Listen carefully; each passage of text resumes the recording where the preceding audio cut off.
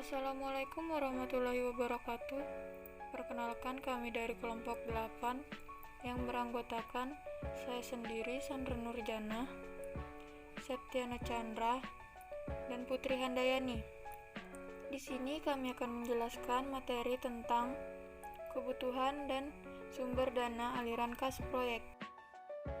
Kebutuhan dana adalah semua dana yang dibutuhkan untuk memproduksi barang, memasarkan barang, dan kebutuhan lainnya.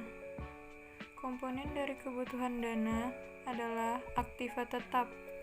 Diklasifikasikan menjadi: yang pertama, aktiva tetap berwujud seperti tanah, peralatan, bangunan, mesin-mesin, dan aktiva berwujud lainnya. Yang kedua, aktiva tetap tidak berwujud seperti hak cipta, lisensi, merek dagang, dan biaya operasional. Setelah jumlah dana yang dibutuhkan diketahui, selanjutnya adalah menentukan sumber dana. Sumber dana yaitu dalam bentuk apa dana tersebut diperoleh. Dilihat dari segi sumber asalnya, sumber dana dapat diperoleh dari: yang pertama, modal asing atau modal pinjaman seperti pinjaman dunia perbankan, pinjaman dari lembaga keuangan, atau pinjaman dari perusahaan non-bank.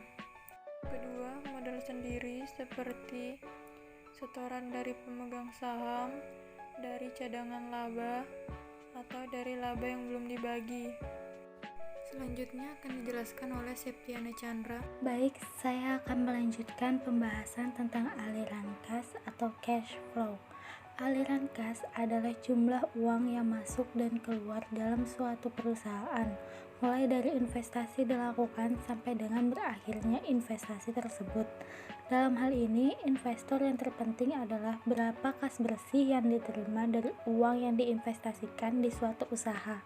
Menggambarkan jumlah uang yang masuk dan yang keluar, baik jenis maupun jumlahnya, diestimasi sedemikian rupa sehingga dapat menggambarkan kondisi pemasukan dan pengeluaran di masa yang akan datang.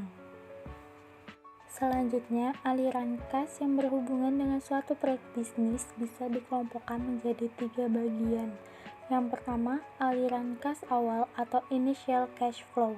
Untuk menentukan initial cash flow perlu mencermati pola aliran kas yang berhubungan dengan pengeluaran investasi yang harus diidentifikasikan.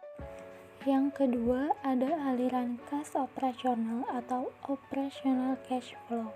Penentu atau estimasi tentang berapa besarnya operational cash flow setiap tahunnya merupakan titik permulaan untuk penilaian profitabilitas usulan investasi.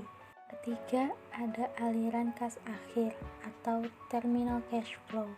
Terminal cash flow terdiri dari cash flow nilai sisa atau residu, investasi, dan pengembalian modal kerja.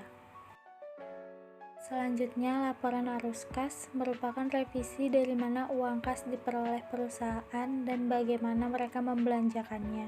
Laporan arus kas merupakan ringkasan dari penerimaan dan pengeluaran kas perusahaan selama periode tertentu, biasanya 1 tahun buku.